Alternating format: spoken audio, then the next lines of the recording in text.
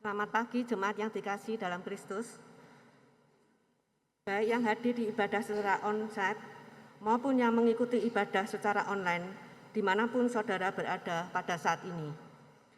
Selamat datang dan selamat beribadah di GKI Sangkrah, Solo. Secara khusus bagi Bapak, Ibu, Saudara-saudari yang baru pertama kali bergabung bersama dengan kami di sini. Kiranya Tuhan memberkati ibadah kita dalam cinta kasih dan berkat kebaikannya. Tuhan menyertai kita semua.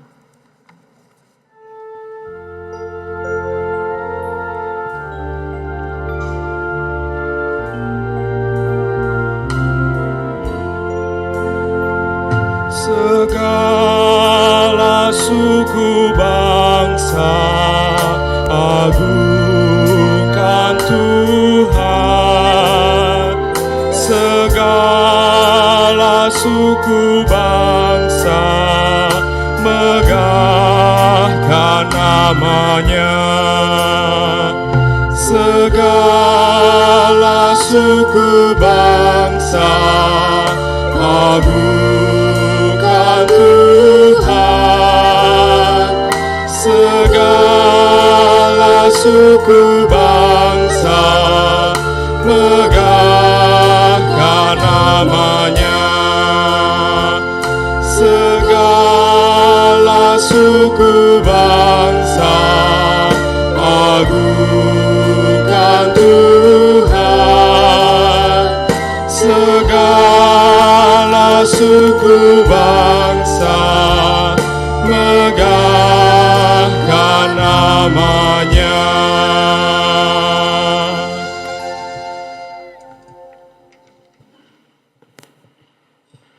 Bersyukurlah kepada Tuhan sebab Ia baik, bahwasanya untuk selamanya kasih setianya. Kami rindu merayakan kasih setianya yang hadir di setiap musim kehidupan. Pujilah Allah dalam tempat kudusnya, pujilah Dia dalam cakrawalanya yang kuat. Kami rindu merayakan karya keselamatannya yang menghadirkan dan menyatukan gereja. Beribadahlah kepada Tuhan dengan sukacita, datanglah ke hadapannya dengan sorak-sorai. Kami rindu merayakan kehadirannya dalam hati yang merendah dan menyembah.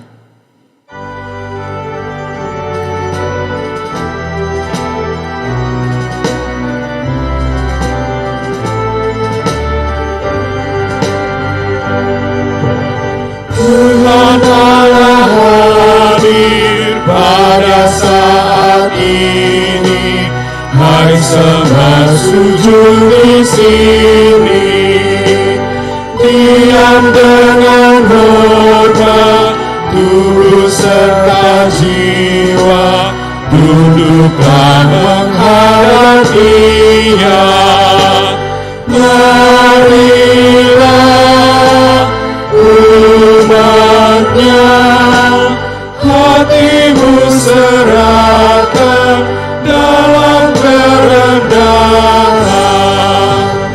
Tuhan Allah hadir yang dimuliakan, dalam sorga siang malam. Suci, suci, suci, untuk selamanya dinyanyikan malah surga. Ya Allah, terimalah pujian jemaat beserta malaikat.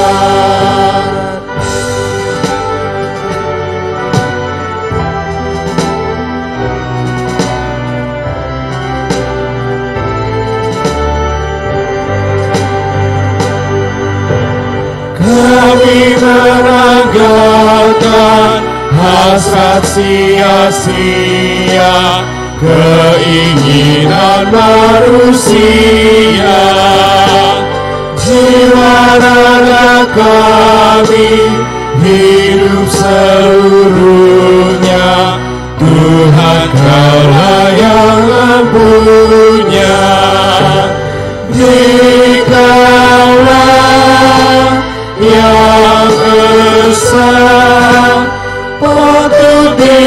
muliakan sederhana Allah.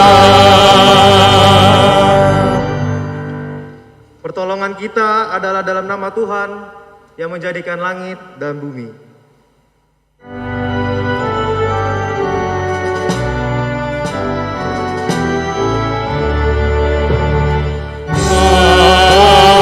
Amin, amin,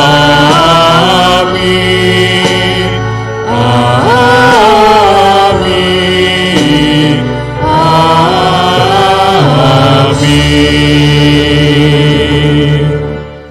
Damai Kristus besertamu. Juga besertamu.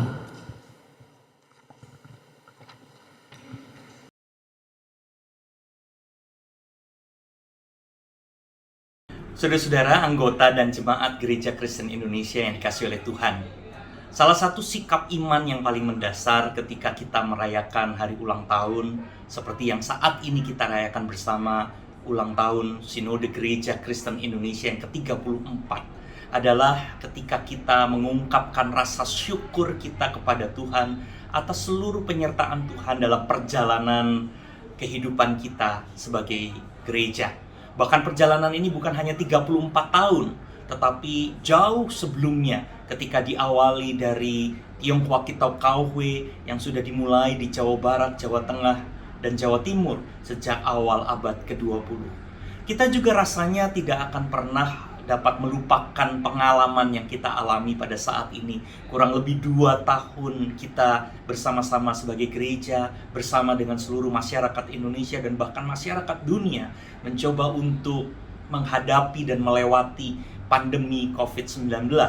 Bahkan juga kita semua harus banyak belajar tentang perubahan-perubahan yang terjadi di sekitar kita sebagai masyarakat. Perubahan teknologi yang begitu rupa, tetapi juga perubahan-perubahan di tengah masalah dan masyarakat ekonomi, di tengah persoalan sosial, bahkan di tengah-tengah persoalan-persoalan budaya dan politik.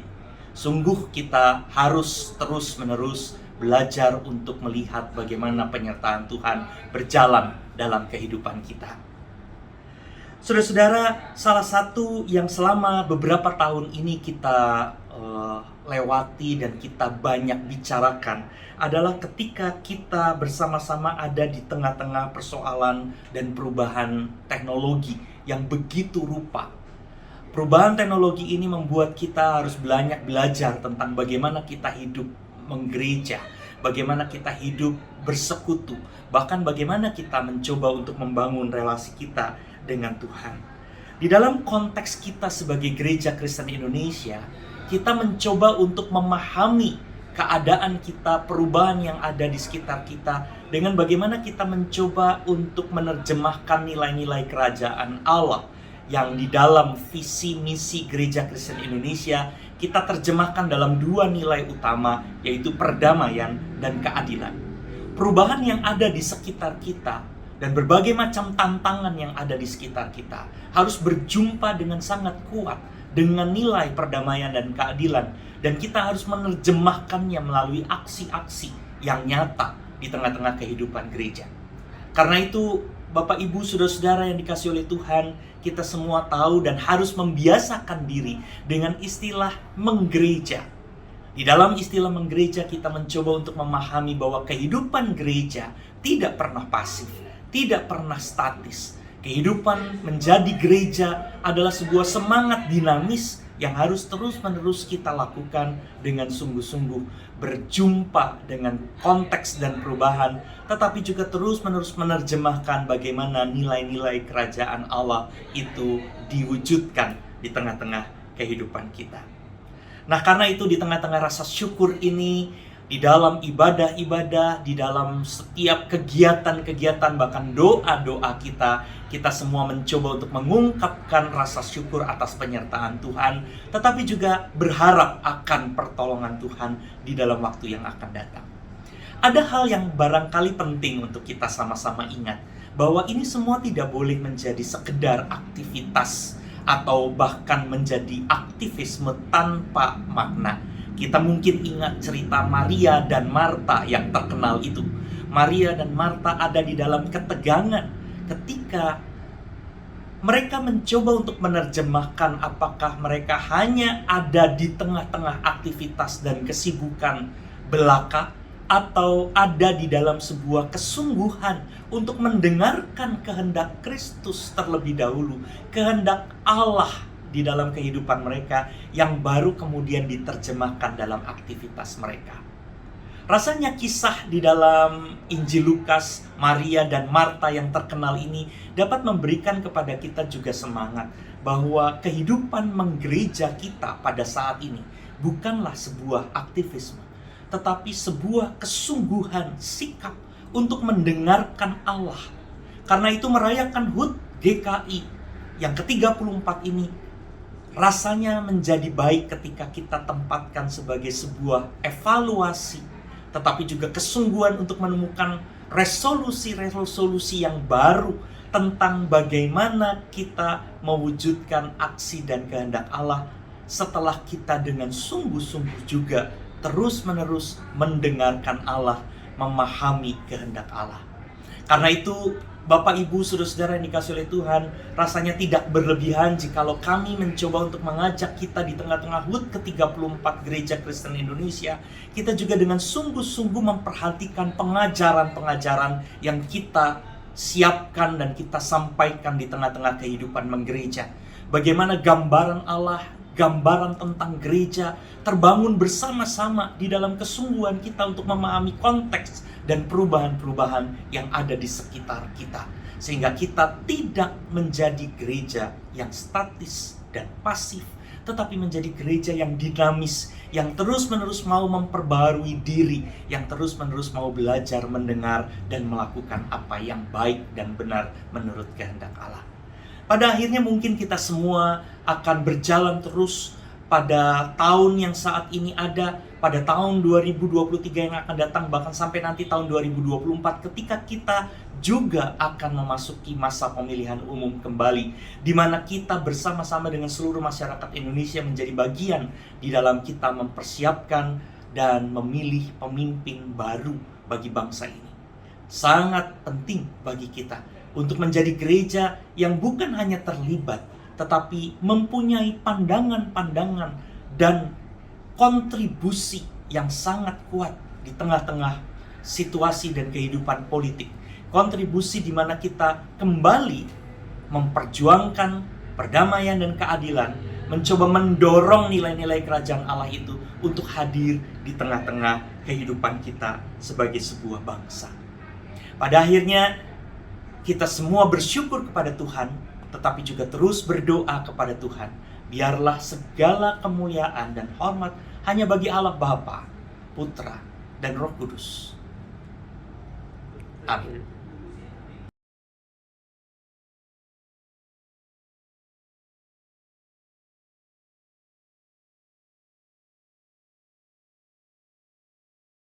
Sungguh alangkah baik dan indahnya jika kita semua tetap berjalan bersama dengan rukun sebagai gereja yang membawa misi kerajaan Allah di tengah dunia ini.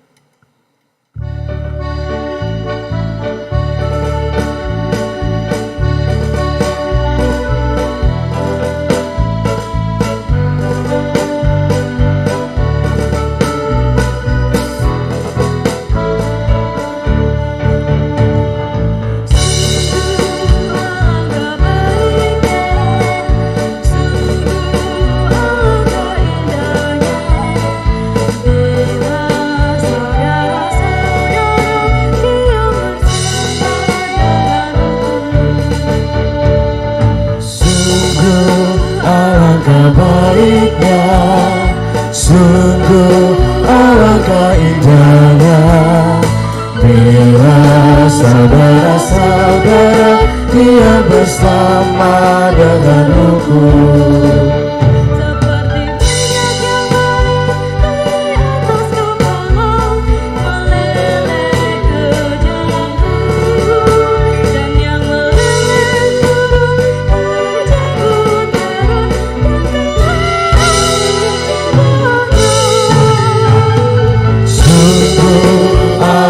Baiknya, sungguh alangkah indahnya bila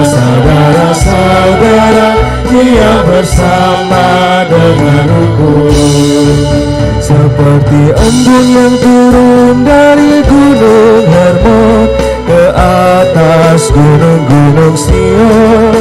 Sebab kesanalah Tuhan memerintahkan berkat kehidupan selamanya.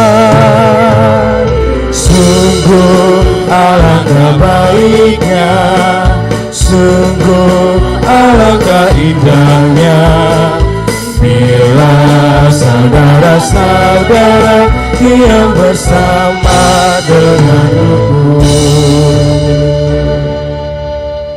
Sungguh betapa baiknya hidup bersama dengan rukun.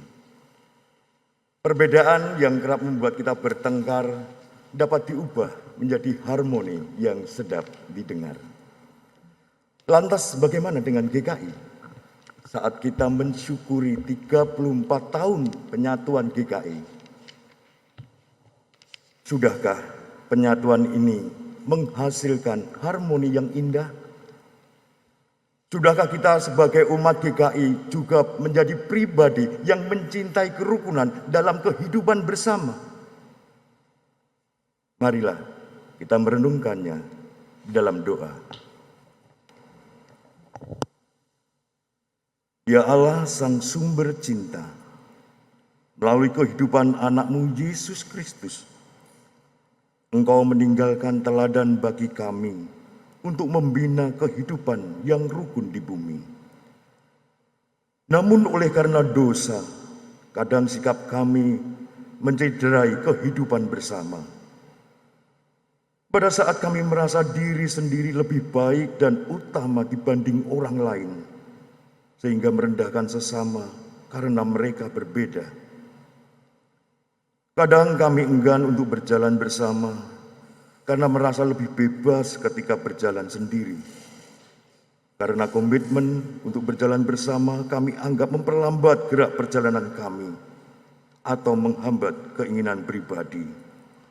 Ya Tuhan, ampuni dan kasihanilah kami.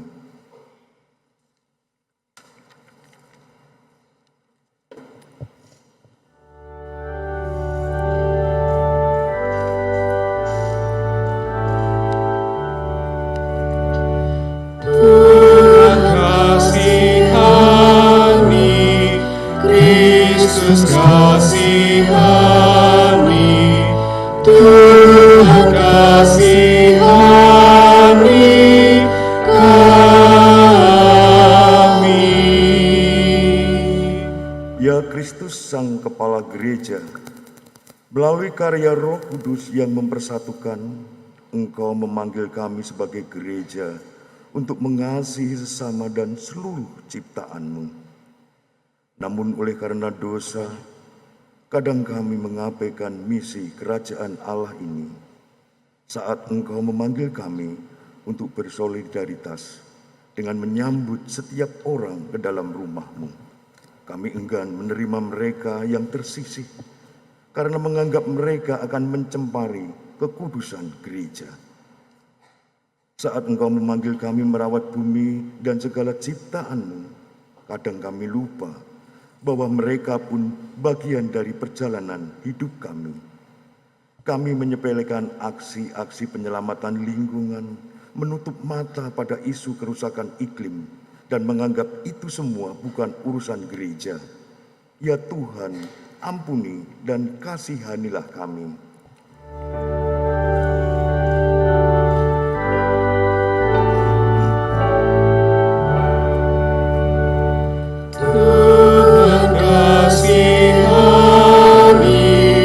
Kristus kasihani,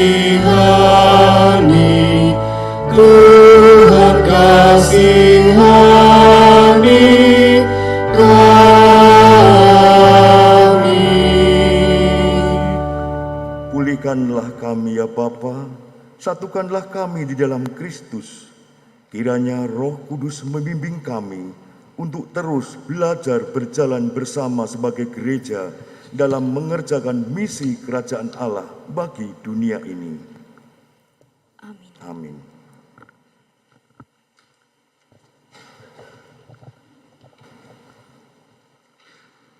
Setiap kita yang merendahkan diri di hadapan Tuhan pasti diberikan anugerah pengampunan dan diberikan anugerah untuk hidup dalam persatuan.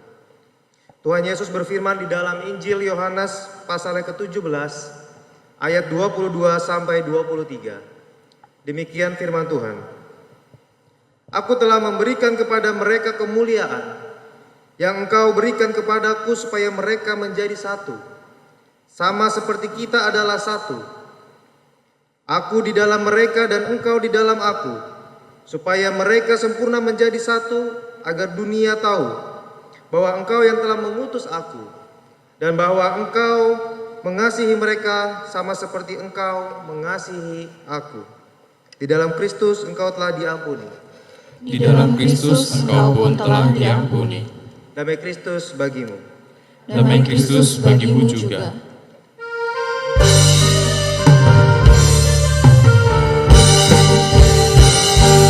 Dalam Roh Yesus Kristus kita satu tetap.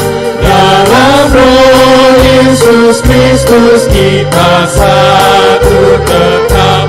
Mendoakan semua jadi satu kelak.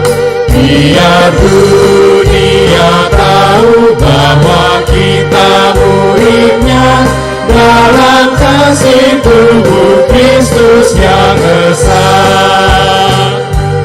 Kita jalan bersama bergandengan erat.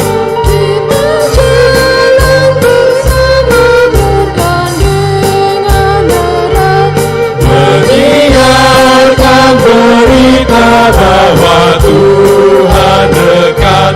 Biar dunia tahu bahwa kita muridnya dalam kasih tubuh Kristus yang esa.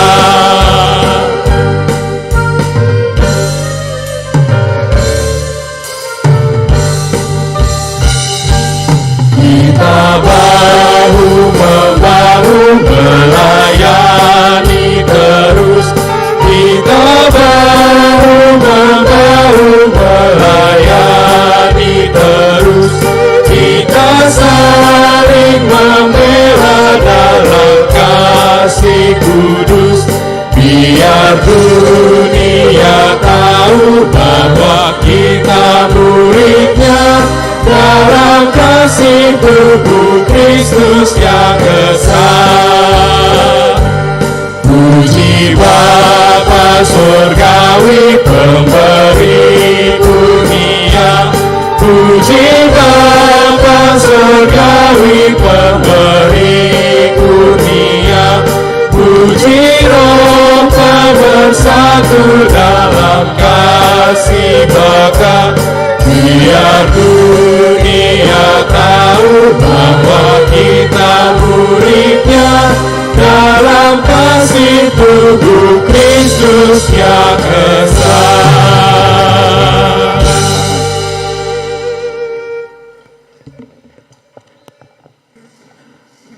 Mari Bapak Ibu dan Saudara terkasih, sebelum memasuki pembacaan firman Tuhan pada hari ini, kita bersatu di dalam doa.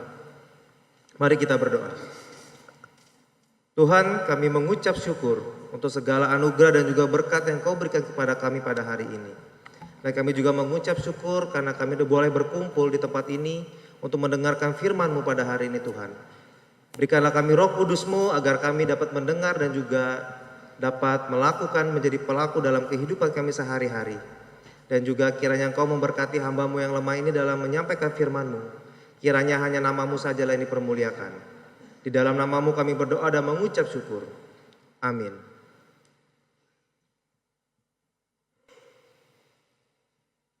Bacaan pertama dari Amsal pasal 25 ayat 6 sampai 7 yang akan dibacakan secara berbalasan. Jangan berlagak di hadapan raja Atau berdiri di tempat para pembesar. Karena lebih baik orang berkata kepadamu, naiklah kemari, Daripada engkau direndahkan di hadapan orang mulia. Demikianlah sabda Tuhan. Syukur kepada Allah.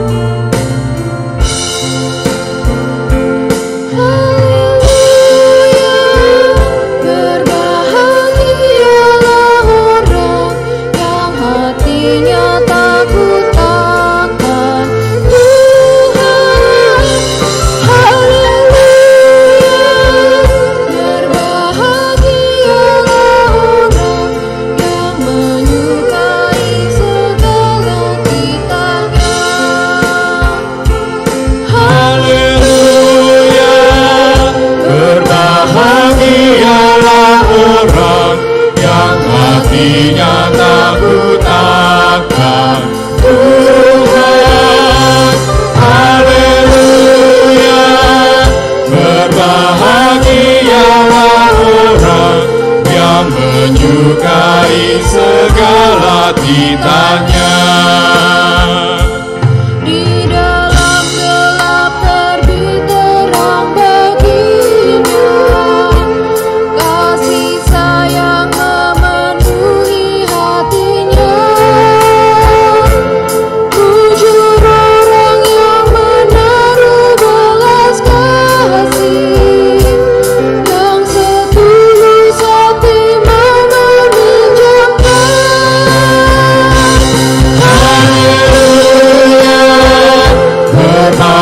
Berbahagialah orang yang hatinya takut akan Tuhan. Haleluya, berbahagialah orang yang menyukai segala titahnya.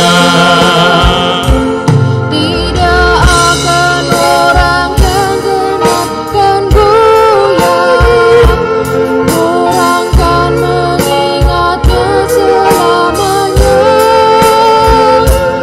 Dengar kabar buruk dunia tak takut, karena pada Tuhan yakin sepenuhnya.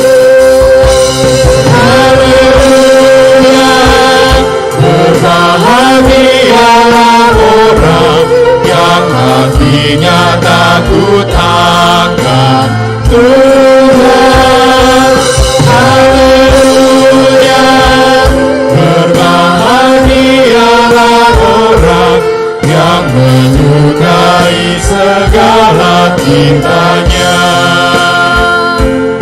Dia suka memberi pada yang miskin, kebajikannya tetap selamanya. Tanduknya meninggi dalam kemuliaan, teguh tak gentar terhadap lawannya.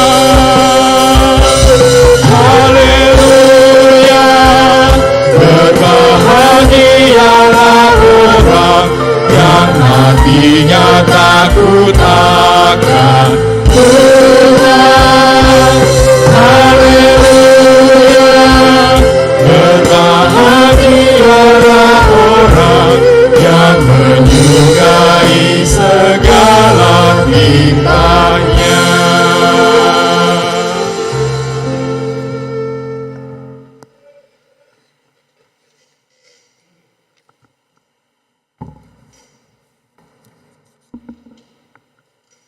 Dalam semangat untuk belajar berjalan bersama, dengarlah nasihat dalam Ibrani pasal 13 ayat 1-8, lalu dilanjutkan ayat 15-16. Demikian bunyi nasihat itu. Peliharalah kasih persaudaraan. Jangan kamu lupa memberi tumpangan kepada orang. Sebab dengan berbuat demikian, beberapa orang dengan tidak diketahuinya telah menjamu malaikat-malaikat. Ingatlah akan orang-orang hukuman, karena kamu sendiri juga adalah orang-orang hukuman. Dan ingatlah akan orang-orang yang diperlakukan sewenang-wenang, karena kamu sendiri juga masih hidup di dunia ini. Hendaklah kamu semua penuh hormat terhadap perkawinan, dan janganlah kamu mencemarkan tempat tidur, sebab orang-orang sundal dan pezina akan dihakimi Allah. Janganlah kamu menjadi hamba uang, dan cukupkanlah dirimu dengan apa yang ada padamu. Karena Allah telah berfirman, Aku sekali-kali tidak akan membiarkan engkau, dan aku sekali-kali tidak akan meninggalkan engkau. Sebab itu, dengan yakin kita dapat berkata, Tuhan adalah penolongku, aku tidak akan takut. Apakah yang dapat dilakukan manusia terhadap aku? Ingatlah akan pemimpin-pemimpin kamu yang telah menyampaikan firman Allah kepadamu. Perhatikanlah akhir hidup mereka dan contohlah iman mereka. Yesus Kristus tetap sama, baik kemarin maupun hari ini dan sampai selama-lamanya. Dilanjutkan ayat 15-16. Sebab itu, marilah kita oleh Dia senantiasa mempersembahkan korban syukur kepada Allah, yaitu ucapan bibir yang memuliakan namanya. Dan janganlah kamu lupa berbuat baik dan memberi bantuan, sebab korban-korban yang demikianlah yang berkenan kepada Allah. Demikianlah sabda Tuhan. Syukur kepada Allah. Injil Tuhan kita Yesus Kristus diambil menurut Injil Lukas pasal ke-14 ayat pertama dan dilanjutkan ayat 7 sampai 14. Injil Tuhan kita Yesus Kristus menurut Lukas pasal ke-14 ayat pertama sampai dilanjutkan ayat 7 sampai 14. Demikian firman Tuhan. Pada suatu hari Sabat, Yesus datang ke rumah salah seorang pemimpin dari orang-orang Farisi untuk makan di situ. Semua yang hadir mengamat-amati dia dengan seksama. Ayat 7. Karena Yesus melihat bahwa tamu-tamu berusaha menduduki tempat-tempat kehormatan, Ia mengatakan perumpamaan ini kepada mereka.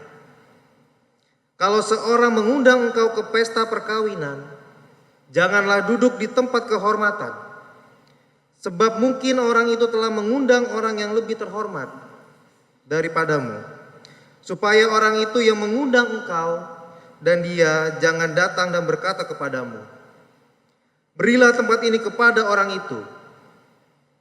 Lalu engkau dengan malu harus pergi duduk di tempat yang paling rendah. Tetapi apabila engkau diundang, pergilah duduk di tempat yang paling rendah. Mungkin tuan rumah akan datang dan berkata kepadamu, sahabat, silakan duduk di depan. Dan dengan demikian engkau akan menerima hormat di depan mata semua tamu yang lain. Sebab barang siapa meninggikan diri, ia akan direndahkan. Dan barang siapa merendahkan diri, ia akan ditinggikan. Dan Yesus berkata juga kepada orang-orang yang mengundang dia, apabila engkau mengadakan perjamuan siang atau perjamuan malam, janganlah engkau mengundang sahabat-sahabatmu, atau saudara-saudaramu, atau kaum keluargamu, atau tetangga-tetanggamu yang kaya. Karena mereka akan membalasnya dengan mengundang engkau pula, dan dengan demikian engkau mendapat balasnya. Tetapi apabila engkau mengadakan perjamuan, undanglah orang-orang miskin, orang-orang cacat, orang-orang lumpuh, dan orang-orang buta. Dan engkau akan berbahagia karena mereka tidak mempunyai apa-apa untuk membalasnya kepadamu. Sebab engkau akan mendapat balasnya pada hari kebangkitan orang-orang benar. Demikianlah Injil Yesus Kristus. Berbahagialah mereka yang mendengarkan firman dan yang memelihara dalam kehidupan sehari-hari. Haleluya.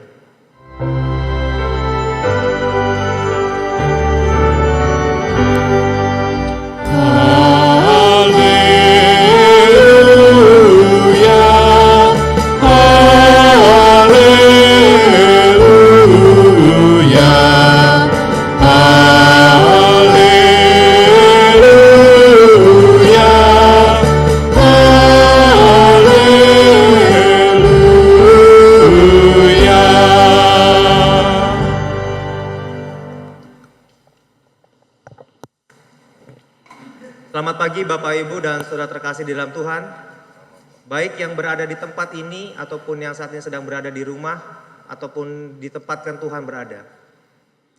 Hari ini kita akan sama-sama mengingat dan merayakan hari ulang tahun Sinode GKI ke-34. Dan tidak terasa begitu banyak perjalanan, pergumulan, dan berbagai macam dinamika yang telah dilalui oleh kita sebagai gereja yang berjalan untuk berderap bersama. Dan dalam kata pembukaan tadi disebutkan oleh Pendeta Handi Hadwitanto selaku Ketua Umum BPMS GKI bahwa perjalanan kita sebagai Gereja Kristen Indonesia bukan hanya 34 tahun saja, tetapi sudah jauh sebelum itu. Bahkan saat gereja masih dikenal dengan nama Tionghoa Kitokewe, baik yang di Jawa Barat maupun di Jawa Tengah dan di Jawa Timur. Oleh sebab itu segala usaha pelayanan setiap jemaat, klasis dan juga sinode wilayah selama 34 tahun berjalan bersama sebagai gereja, hal itu tidaklah selalu mudah. Ada begitu banyak pergumulan dan tantangan yang dihadapi oleh gereja untuk berjalan berderap bersama. Dan salah satunya adalah yang klasik adalah bicara mengenai perbedaan. Perbedaan seperti tradisi, dogma, dan juga identitas religius sebagai sebuah gereja. Akan tetapi bukan berarti Bapak Ibu bahwa hal itu tidak dapat diatasi. Apabila semua pihak yang terlibat bersedia untuk mengikatkan diri pada relasi, visi misi, dan artinya bahwa ketika kita mau berjalan bersama, maka kita akan selalu menghadapi permasalahan dan perbedaan. Masalahnya adalah apakah kita sama-sama mau berkomitmen untuk mengikatkan diri pada relasi visi misi kita dan mengingat apa yang mendasari kita untuk kita berjalan bersama sebagai sebuah gereja. Oleh sebab itu permasalahan justru ada pada kebajikan dan juga kesediaan kita bersama untuk memproses diri kita. Contoh konkretnya Bapak Ibu adalah kehidupan berkeluarga. Dalam kehidupan berkeluarga setiap anggota pastilah memiliki pemikiran, sikap, ataupun perilaku yang berbeda-beda. Bisa antara hubungan suami istri, hubungan antara orang tua dan anak, ataupun sesama saudara. Akan selalu ada perbedaan-perbedaan di setiap anggota keluarga. Dan akan selalu ada dinamika-dinamika di dalam pergumulan kehidupan berkeluarga. Pertanyaannya Bapak Ibu, apakah ketika kita berbeda, maukah kita sebagai perbedaan itu sebagai sebuah proses? Melihat perbedaan itu sebagai sebuah yang mendewasakan satu dengan yang lainnya. Misalnya ketika kita melihat saudara kita berbeda gitu ya, entah itu pemikirannya ataupun sikapnya, kita dapat belajar. Mungkin dia tidak sama dengan kita. Tetapi ketika dia salah, kita dapat mengingatkannya. Kita dapat bertumbuh bersama. Kita dapat belajar dari setiap kesalahan kita. Maka disitulah kita dapat saling bertumbuh, sama-sama berproses. Kita sama-sama mau mendengar dan sama-sama mau belajar. Ketika ada yang salah, kita dapat saling mengingatkan satu dengan yang lainnya. Sehingga saudara kita dapat sadar bahwa ternyata pemikiran orang belum tentu sama dengan dia. Sehingga perbedaan di antara kita justru menjadi keunikan, menjadi alat yang sama-sama mendewasakan diri kita masing-masing. Sekaligus melatih setiap individu agar menjadi pribadi yang makin dewasa. Oleh sebab itu Bapak Ibu dan saudara terkasih di dalam Tuhan, gereja sebagai rumah sekaligus merujuk kepada orangnya, yaitu setiap anggota jemaat yang harus saling terbuka satu dengan yang lainnya melalui proses pemikiran dan juga pemeriksaan diri, evaluasi diri. Karena itu perbedaan seharusnya tidak dilihat sebagai sebuah pertentangan dan bukan penghalang ataupun alasan untuk seseorang bertumbuh dan menjadi dewasa bersama. Dan hal inilah yang ingin Yesus tegaskan kepada orang-orang Farisi melalui perumpamaan dalam pembacaan pada perikop hari ini, bahwa perbedaan tidak menjadikan alasan Yesus untuk tidak berjalan dan bertumbuh bersama menjadi pribadi yang makin dewasa. Dalam Lukas pasal yang ke-14 ayat yang pertama, Bapak Ibu, ingin memberitahukan kita para pembaca bahwa Yesus yang sedang bersama dengan seorang pemimpin orang-orang Farisi. Dalam golongan orang-orang Farisi, Bapak Ibu, kita sudah mengenalnya gitu ya, karena sikapnya yang amat mengagung-agungkan tradisi, mengagung-agungkan dogma, kesalehan, dan juga agama Yahudi. Oleh karena itu mereka seringkali hanya berfokus pada persoalan dogma dan identitas, sehingga seluruh ekspresinya hampir bermuara pada ketaatan dan juga pada dogma ataupun pada ajaran. Sehingga mereka menjaga identitas religius mereka yang mereka bawa. Akan tetapi kedatangan Yesus ke rumah seorang pemimpin orang-orang Farisi dan makan bersama-sama dengan mereka. Hal ini ingin memperlihatkan bahwa sikap yang Yesus ambil bukanlah sikap yang mempertentangkan, melainkan sikap yang Yesus inginkan adalah memberikan pendalaman bagaimana seharusnya mereka memiliki sikap iman dan kehidupan beragama yang baik. Mempertentangkan berarti hendak ingin memperlihatkan mana yang lebih benar, mana yang lebih salah. Sedangkan pendalaman merupakan soal refleksi ataupun dialog untuk membuat evaluasi dan menemukan hal yang menjadi penting. Apa yang menjadi esensi dalam kehidupan beragama. Sehingga ketika kita dapat mengevaluasi diri Bapak Ibu, maka kehidupan beragama yang baik seharusnya bukan hanya sekedar mengikuti hukumnya saja. Tetapi bagaimana dalam mengalami dan menghayati hukum itu, dalam penghayatan iman yang benar di dalam Tuhan. Oleh sebab itu perumpamaan yang Yesus berikan dalam perjumpaan dengan pemimpin orang Farisi tidak kita baca ataupun kita lihat sebagai pertentangan benar atau salah, menang atau kalah. Melainkan sebagai wujud ajakan Yesus pada orang beriman untuk kita saling berefleksi, mengevaluasi diri tentang kehidupan beragama, termasuk pada persoalan ajaran, dogma, dan juga identitas religius yang begitu kuat. Oleh sebab itu Bapak Ibu orang beriman untuk berefleksi tentang sikap dan kehidupan beragama, apa sih yang menjadi penting? Dalam bacaan perikop hari ini ada dua bagian penting yang dapat kita lihat. Bagian yang pertama yaitu soal iman dan kerendahan hati. Dalam perumpamaan tentang hal duduk di tempat yang paling utama dan duduk di tempat yang paling rendah. Perumpamaan ini bukan sekedar praktis gitu ya Bapak Ibu ya, mempermasalahkan soal tempat duduk, tetapi lebih pada persoalan membuka ruang misteri Allah. Duduk di tempat terhormat adalah hal yang menonjolkan keakuan, menonjolkan diri sendiri menjadi hal yang lebih utama. Aku di sini mengidentifikasikan diri dalam kehormatan yang amat tinggi. Sedangkan duduk di tempat yang paling rendah ingin menunjukkan bahwa aku bukanlah yang paling utama. Sebab yang menentukan hal yang paling utama adalah orang yang mengundang ataupun orang yang memberikan undangan tersebut. Sehingga dia dapat memberikan kesempatan-kesempatan baru terhadap tamu-tamu yang dia undang. Oleh karena itu Bapak Ibu dalam perumpamaan ini Yesus menegaskan di dalam ayat yang ke-11. Sebab barang siapa meninggikan diri, maka ia akan direndahkan. Dan barang siapa merendahkan diri, ia akan ditinggikan. Merendahkan diri dalam bacaan ini Bapak Ibu dapat dilihat dalam suatu sikap yang rendah hati. Bukan rendah diri. Persoalannya merendahkan diri kepada siapa?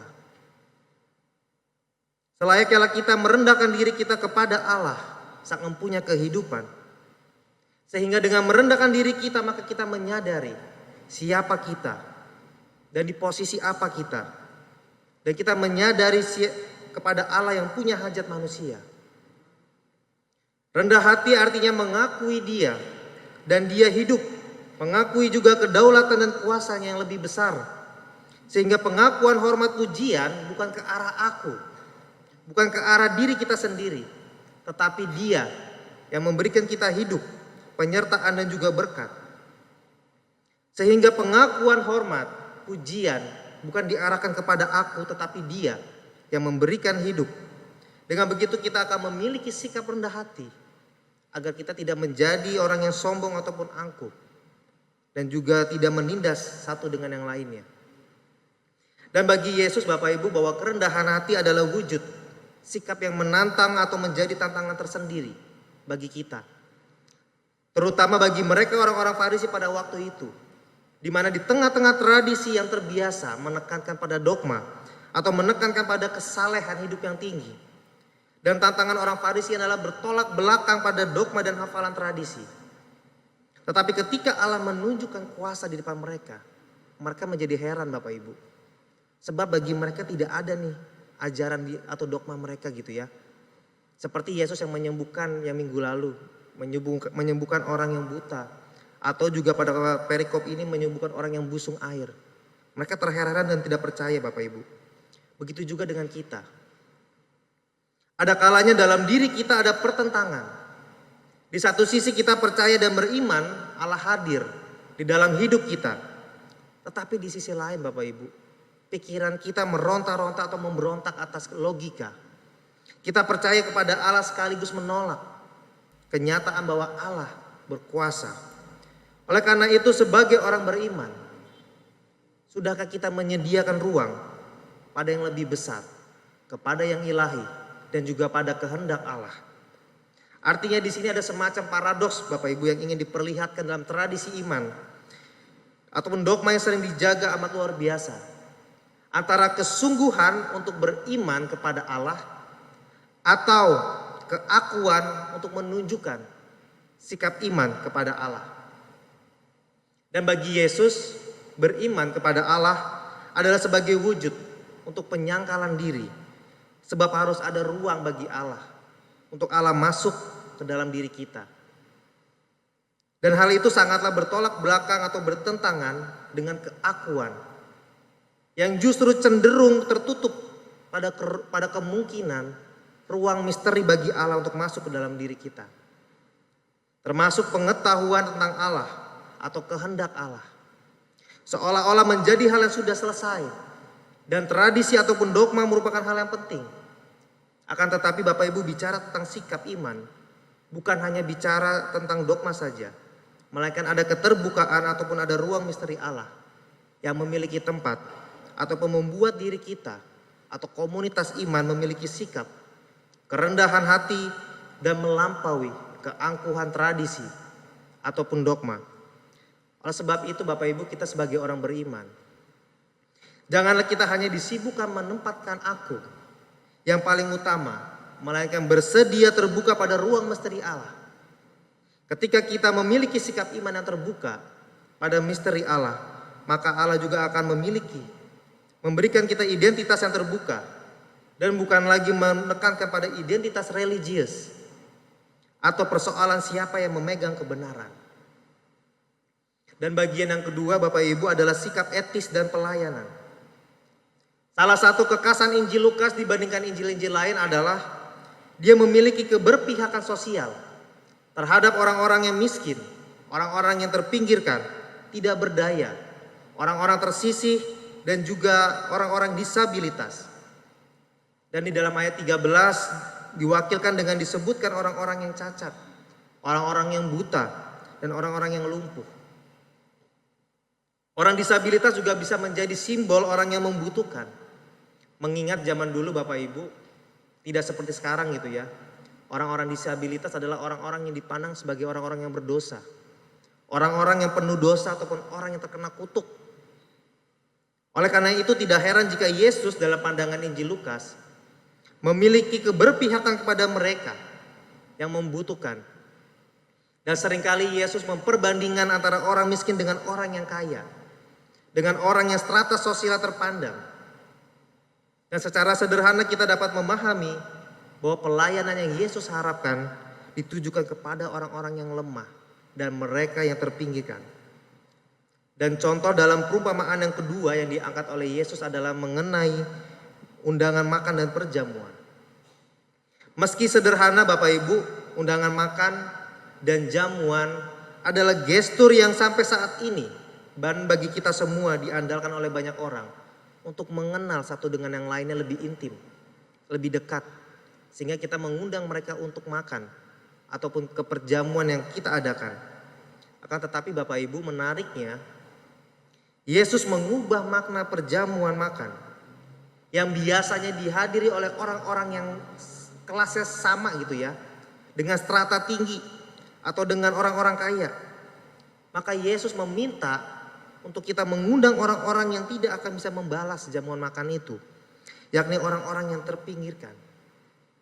Sebab Bapak Ibu, orang-orang yang terpinggirkan adalah ketika kita mengundang mereka, mungkin mereka hanya bisa membalas kita dengan ucapan terima kasih dan tidak lebih Bapak Ibu. Tetapi ketika kita mengundang orang-orang yang kaya dengan strata yang sama, maka mereka akan membalas kita dengan hal yang sama dan mengundang kita ke perjamuan yang lainnya. Oleh sebab itu identitas religius dan tidak diidentifikasikan melalui seberapa besar berkat yang kita dapat, kebaikan yang kita terima. Tetapi pada sikap etis menghadirkan berkat bagi sesama kita.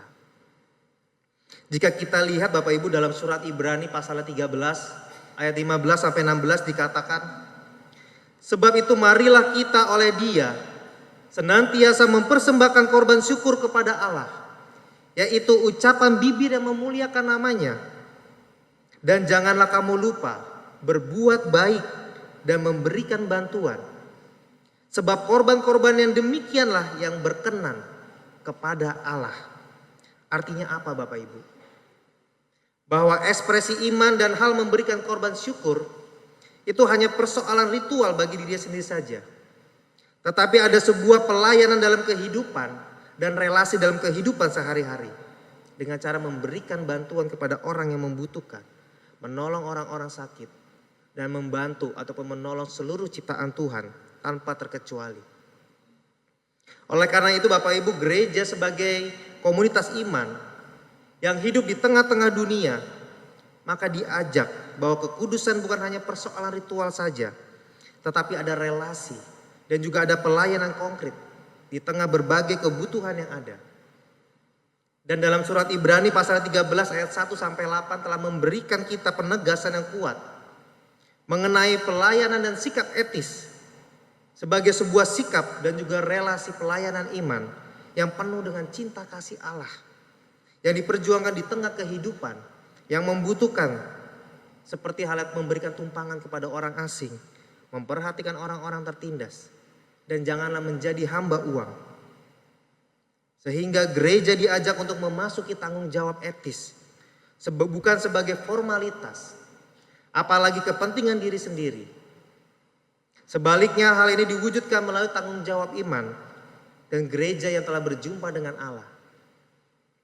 Dan Bapak Ibu dan Saudara terkasih di dalam Tuhan, selama 2 tahun lamanya kita telah terdampak pandemi COVID-19. Bahkan pandemi ini sendiri menjadi konteks dan kesulitan kehidupan kita di masa kini. Baik itu dalam kehidupan bermasyarakat, dalam kehidupan bergereja ataupun dunia. Banyak pembatasan aktivitas yang harus kita lakukan, termasuk rumah-rumah ibadah. Sehingga gereja di tengah pandemi memiliki tantangan Bapak Ibu. Mau tidak mau gereja membuat atau merubah program-programnya yang tadinya sebelumnya onsite beralih menjadi daring ataupun online. Adapun juga tantangan teknologi. Gereja mau tidak mau harus menyesuaikan diri. Seperti halnya menyediakan multimedia, sistem informasi dan sebagainya. Adapun juga pembatasan usia bagi usia lansia ataupun untuk anak-anak yang di bawah umur. Dan juga pemberlakuan prokes yang ketat, menjaga jarak.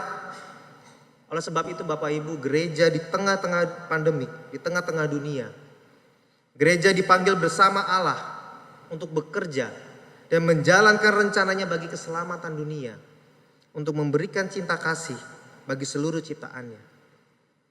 Dan kita sebagai pribadi bersama-sama dengan komunitas iman, khususnya GKI, dituntut untuk menemukan dan menerjemahkan kehendak Allah di dalam pengalaman kita dan di dalam kesulitan kita di tengah-tengah dunia. Dan relasi dan cinta kita haruslah menjadi nilai kebajikan yang mewarnai komunitas iman dan dibangun oleh gereja, agar kita dapat mewujudkan sikap dan tindakan Allah yang konkret di tengah-tengah rintihan kebutuhan ataupun kesolidaritasan kemanusiaan. Sehingga orang beriman perlu menyadari tanggung jawabnya yang ia wujudkan dalam kehidupan sehari-hari. Dengan cara apa Bapak Ibu? Dengan cara kita dapat membuka diri kita pada ruang misteri Allah.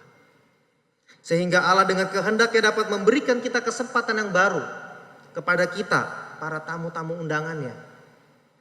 Dan kita sebagai gereja Kristen Indonesia yang berderap, bersama juga memiliki keunikannya masing-masing. Akan tetapi berderap bersama bukan berarti membuat kita harus menjadi sama dengan yang lainnya. Perbedaan-perbedaan itu dapat kita rayakan dengan sikap yang rendah hati, untuk sama-sama belajar dan bukan saling menghakimi satu dengan yang lainnya. Oh, kok GKI di sana ada ini ya? Kok GKI di sini ada itu ya? Entah kita lebih menjelek-jelekan gereja kita atau meninggikan gereja lain atau sebaliknya. Akan tetapi dalam kerendahan hati kita sama-sama mau berproses bahwa dalam konteks gereja masing-masing, kita bisa juga memiliki keunikan, kekhususan, dan yang menjadi penting adalah sebagai gereja kita mau berproses untuk belajar bersama dan mau terlibat aktif. Dan ketika kita mau menjadi jemaat Bapak Ibu gitu ya, ketika kita menjadi jemaat GKI misalnya, apa sih yang sudah kita lakukan sebagai jemaat gereja dan sebagai tubuh Kristus? Apakah kita hanya cuma sekedar ibadah gitu ya, terus selesai ibadah terus kita pulang? Atau kita mau juga terlibat dalam membangun kehidupan, pelayanan bersama, memberikan diri kita, sehingga jadi seumpama Bapak Ibu ketika kita berada di rumah, peran kita sebagai tuan rumah itu apa? Sehingga kita juga dapat terlibat dalam kehidupan jemaat yang lebih luas, sehingga bukan hanya untuk datang bergereja saja. Apalagi saat ini adalah salah satu tantangan gereja adalah online Bapak Ibu. Orang makin merasa tidak butuh dengan komunitas, merasa nyaman sudah di rumah. Dan dalam topik inilah hari ini kita mau diingatkan untuk itu. Yesus juga mengajarkan kita untuk berefleksi, mengevaluasi diri kita agar dalam iman kita memiliki kerendahan hati. Sehingga kita tidak hanya disibukkan untuk mengutamakan diri kita. Kita tidak disibukkan untuk meninggikan diri kita. Sehingga kita memiliki identitas dan sikap yang terbuka kepada ruang misteri Allah. Dan sebagai orang yang beriman Bapak Ibu haruslah kita memiliki tanggung jawab etis. Di mana ketika kita memiliki kemampuan untuk menerjemahkan apa yang seharusnya diwujudkan secara konkret dalam pelayanan dan tindakan praktis. Dan juga menghayati diri sebagai gereja. Yang berarti ketika kita beriman, kita merendahkan diri kita kepada Allah. Kita mengakui kedaulatannya dan berserah. Ketika kita khawatir Bapak Ibu, kita dapat berdoa kepada Tuhan. Lalu ketika kita merendahkan diri kepada sesama, gitu ya. Kalau kita sedang di atas, kita jangan pernah lupa bahwa kita pernah berada di bawah. Sehingga kita dapat saling menghargai satu dengan yang lainnya. Selain itu juga penting memiliki sikap penyangkalan diri. Kita harus ingat bahwa pujian kepada Allah, prestasi yang kita dapat, itu semua hanyalah pemberian dari Allah. Bukan karena kita Bapak Ibu. Sehingga dalam etis pelayanan kita harus saling membutuhkan satu dengan yang lainnya. Dan bukan hanya dalam lingkaran kita saja. Oh kamu hanya golonganku saja. Berarti yang bukan golongan kita singkirkan. Bukan begitu Bapak Ibu. Sehingga dengan begitu kita dapat berupaya untuk terus belajar. Dan berjalan melanjutkan derap bersama sebagai gereja di dalam Tuhan. Amin. Saat teduh untuk kita semua.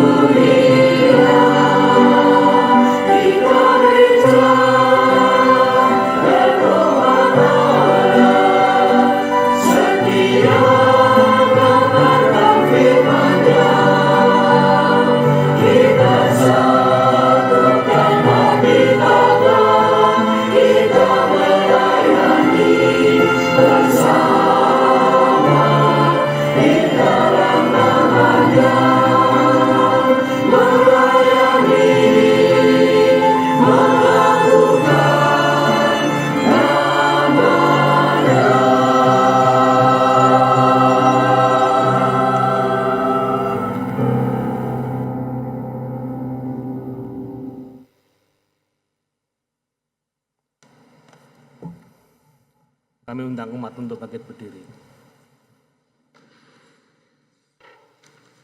Marilah kita bersama dengan umat Allah di masa lalu, masa kini dan masa depan, mengingat janji baptisan kita dengan mengikrarkan Konvensi GKI 2014. Dalam persekutuan kasih yang akrab, serta anugerah penciptaan, pemeliharaan, penyelamatan, dan pembaruan oleh Allah Bapa, Anak dan Roh Kudus, kami sebagai Gereja Kristen Indonesia hidup dan berkarya di tengah kekayaan dan kepelbagaian warisan sejarah, budaya, dan lingkungan alam Indonesia. Kami percaya kepada Allah yang dipanggil Bapa oleh Yesus Kristus, yang di dalam kasih dan kuasa-Nya menciptakan semesta alam, yang memelihara dan mengelola dengan baik lingkungan alam seperti pemilik taman, yang merawat dan menjaga anak-anaknya seperti ibu atau bapak, yang mengundang dan memanggil kami untuk berperan serta dalam pekerjaan-pekerjaannya yang baik.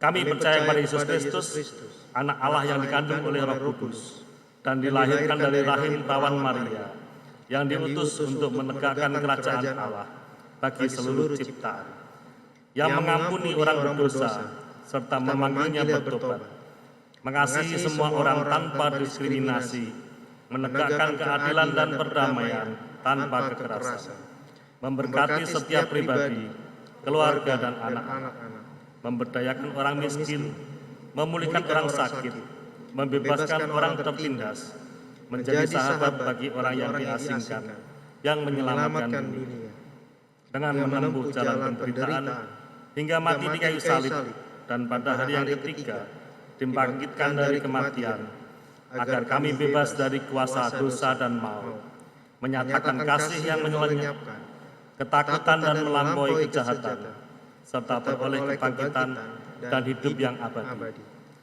yang naik surga, agar kami memberitakan Injilnya kepada seluruh makhluk, yang akan datang kembali untuk menghakimi dan membarui segala sesuatu, agar kami mampu merayakan kehidupan dan menyambut kematian di dunia ini dalam iman, pengharapan, dan kasih. Kami percaya kepada Roh Kudus, sumber kehidupan yang menolong kami untuk mengaku percaya bahwa Yesus adalah Tuhan dan untuk menghidupi firman Allah. Sumber karunia yang menghimpun kami sebagai satu gereja kudus, am dan rasuli, sumber kekuatan yang melibatkan kami dalam misi kerajaan Allah. Kemuliaan bagi Allah Bapa, Anak dan Roh Kudus, yang tidak pernah memisahkan kami dari kasih-Nya sekarang dan selama-lamanya. Amin. Silakan duduk kembali. Bapak, Ibu, dan Saudara dikasihi Tuhan, pada kesempatan ini izinkan saya untuk mengucapkan terima kasih pada seluruh jemaat GKI Sangkras Solo, baik yang ada di Induk ataupun yang ada di Bajem, Wonosaren, Pengging, dan juga Randusari. Sebab pada hari ini tanggal 28 Agustus 2022 tidak terasa sudah hampir 2 bulan saya untuk praktek dan juga untuk belajar stase 2 di GKI Sangkras Solo. Terhitung dari 1 Juli hingga 1 September. Sekali lagi saya mengucapkan banyak terima kasih untuk setiap perjumpaan dan juga keramah tamahan dan juga untuk kesempatan yang telah diberikan agar kiranya perjumpaan kita dapat menjadi relasi cinta kasih Allah untuk saya dan juga untuk umat sekalian. Untuk itu kiranya mohon dukungan doa untuk segenap umat agar proses perkuliahan dan juga kependetaan saya dapat berjalan dengan baik. Mari kita bersatu di dalam doa. Mari kita berdoa. Tuhan Allah kami di surga, kami datang ke dalam hadirat-Mu ya Tuhan. Dan pada saat ini kami hendak menaikkan doa-doa syafaat kami. Kami menyerahkan teman, keluarga, sahabat kami yang sakit. Kami mendoakan Bapak Tejo Hartono, Ibu Ciptadi, Ibu Silaban, Ibu Endah, Ibu Neti Sirait, Ibu Teng Suanghing, Ibu Sriwigati, Saudari Sandra, Saudari Esterina Eni Muktisari, dan Ananda Ezra. Kiranya melalui pengobatan, dokter, dan segala usaha yang mereka lakukan dapat memampukan mereka dapat melewati masa-masa sulit, sehingga hal itu dapat memampukan mereka pulih dan dapat kembali bersekutu bersama kami di rumah-Mu Bapa. Dan juga kami berdoa untuk berbagai kegiatan gerejawi yang diadakan baik secara online atau secara onsite. Kiranya semua dapat berjalan hingga lancar dari awal hingga akhir. Dan Kau juga berkati para umat-Mu ya Tuhan, yang menjadi pelaku dan juga yang menjalankan kegiatan gerejawi, agar Kau berkati mereka beserta keluarganya, agar mereka tetap selalu sehat, dan juga Engkau anugerahkan dengan berkat-Mu. Dan kiranya saat ini ada keluarga kami yang memiliki pergumulan hidup. Engkau mau memampukan mereka melewati setiap masalah yang mereka hadapi. Dan kiranya bukan dengan mengandalkan kekuatan kami, melainkan hanya kepada-Mu lah kami dapat berserah. Dan kami juga berdoa untuk umat kami yang saat ini kehilangan pekerjaan, ataupun yang sedang mengalami krisis ekonomi, agar di tengah masa pandemik ini, mereka mendapatkan pekerjaan yang sesuai dengan kemampuan mereka, agar mereka dapat menghadapi ataupun dapat memenuhi kebutuhan mereka dan kehidupan sehari-hari. Kami juga berdoa untuk keluarga almarhum Pendeta Emeritus Surya Samudra Giamsa, agar kiranya Engkau memberikan kekuatan serta penghiburan kepada keluarga yang telah ditinggalkan. Dan juga kiranya Engkau juga memberkati bangsa dan negara kami. Kami juga menyerahkan agar kiranya Engkau memberkati para pemimpin kami dalam mengambil keputusan. Karena itu semua dilakukan bukan demi kepentingan diri semata, tetapi untuk kepentingan seluruh masyarakat Indonesia. Dan kiranya doa ini kami sempurnakan dengan doa yang Kau ajarkan kepada kami. Bapa kami yang di surga, dikuduskanlah nama-Mu, datanglah kerajaan-Mu, jadilah kehendak-Mu di bumi seperti di surga. Berikanlah kami pada hari ini makanan kami secukupnya, dan ampunilah kami akan kesalahan kami, seperti kami juga mengampuni orang yang bersalah kepada kami. Dan janganlah membawa kami ke dalam pencobaan, tapi lepaskanlah kami daripada yang jahat. Karena Engkaulah yang punya kerajaan dan kuasa dan kemuliaan sampai selama-lamanya. Amin.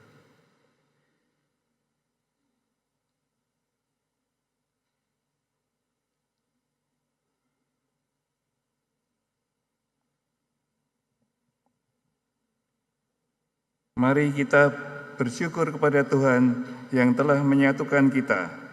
Mazmur 97 ayat 11 sampai 12 menyatakan, terang sudah terbit bagi orang benar dan sukacita bagi orang-orang yang tulus hati. Bersukacitalah karena Tuhan hari orang-orang yang benar, dan nyanyikanlah syukur bagi namanya yang kudus.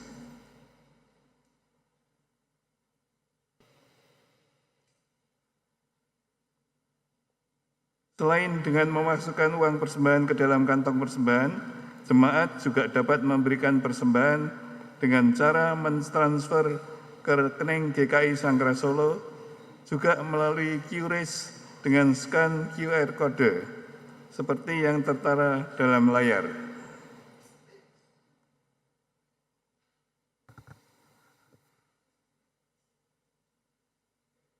Mari kita berdoa.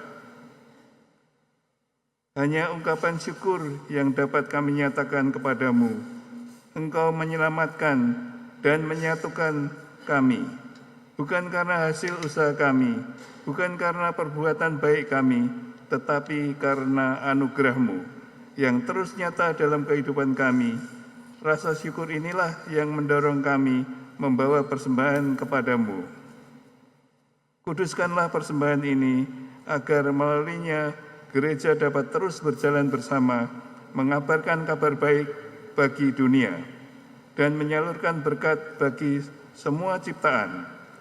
Di dalam nama Tuhan Yesus Kristus kami berdoa dan mengucap syukur. Amin.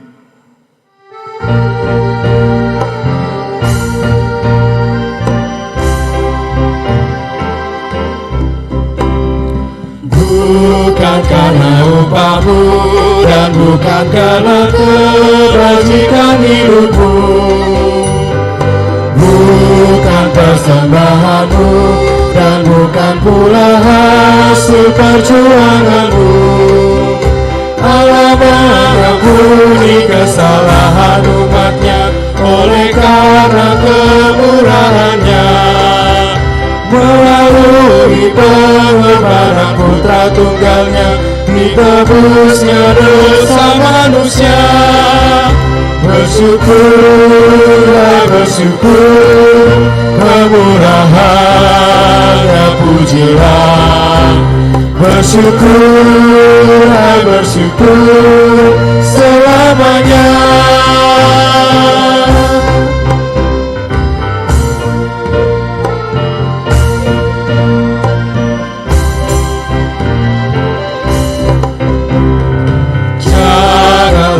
Bermegah dan jangan pula meninggikan dirimu.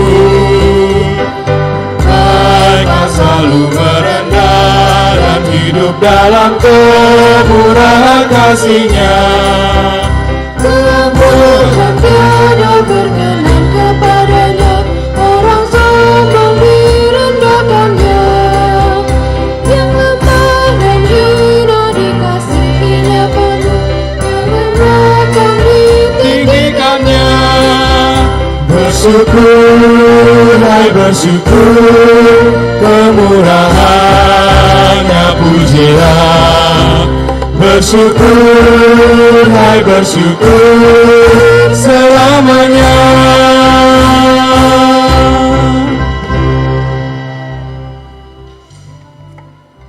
Umat mohon berdiri.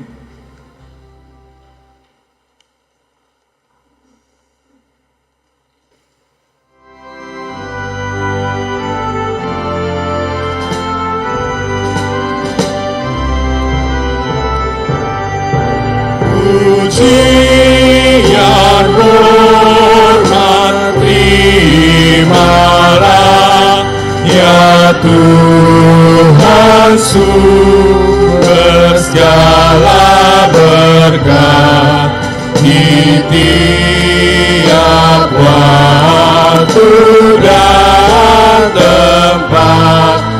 Naiklah syukur kepadamu. Amin.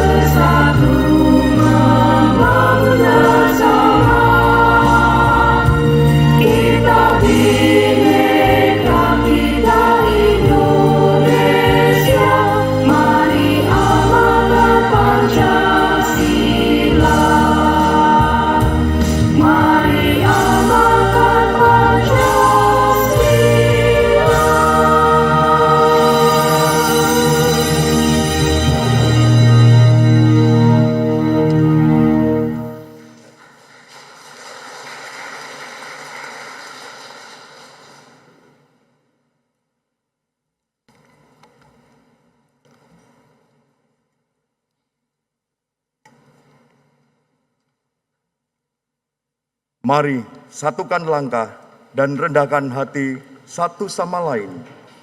Jadilah gereja yang terus memperjuangkan kasih Allah dengan mau belajar berjalan bersama dalam komitmen untuk terus berderap satu.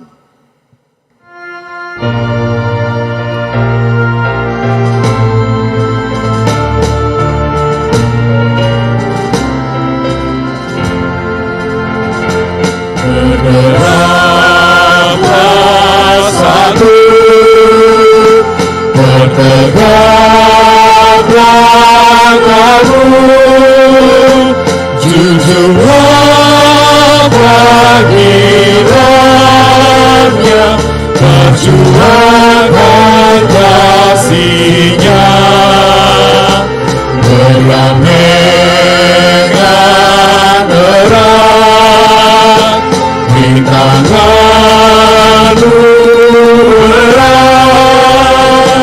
untuk masyurkan berita perdamaian kekal. Kristus adalah kepala gerejanya. Menyambung tetap memimpin umatnya, berbarislah huruf, bersatulah terus, hai seluruh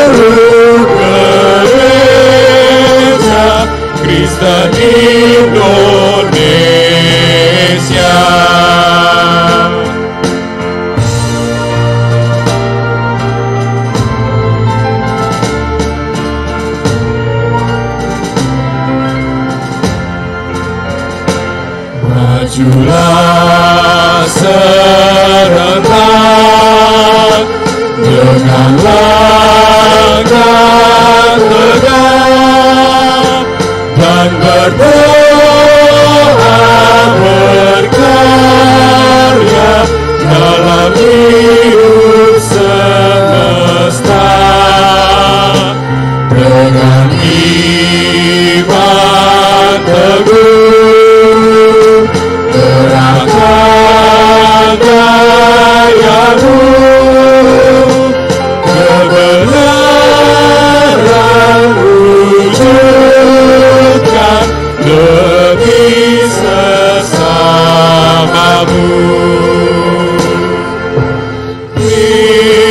Kristus adalah kepala gerejanya, Rohnya pun tetap membimbing umatnya. Berbarislah utuh, bersatulah teguh, hai seluruh gereja Kristen Indonesia.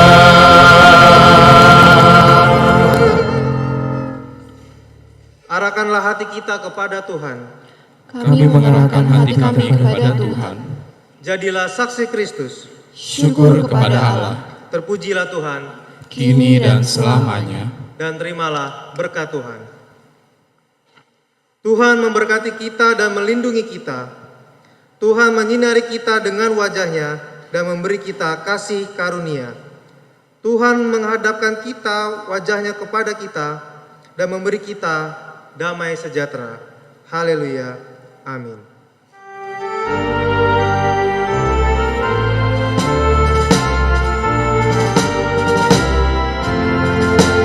Haleluya, haleluya, haleluya, amin. Haleluya, haleluya, haleluya, amin. Haleluya, haleluya, haleluya, amin. Haleluya, haleluya, haleluya, amin.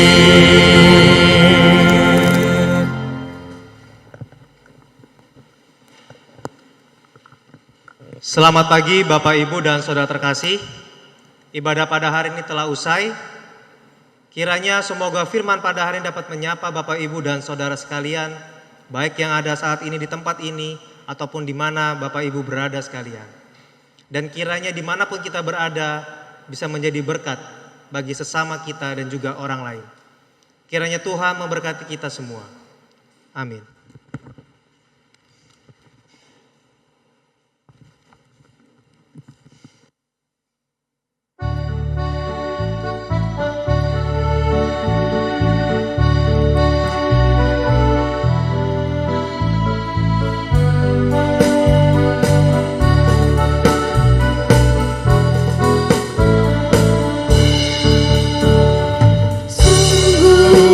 Alangkah baiknya, sungguh alangkah indahnya, bila saudara-saudara diam bersama dengan rukun.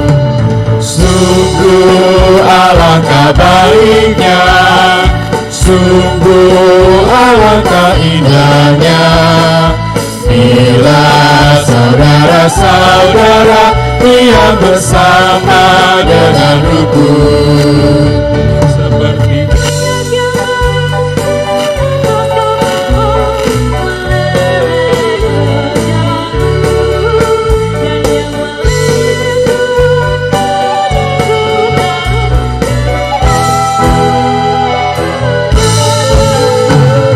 sungguh alangkah baiknya, Sungguh alangkah indahnya bila saudara-saudara dia bersama dengan rukun. Seperti embun yang turun dari gunung Hermon ke atas gunung-gunung Sion, sebab kesenangan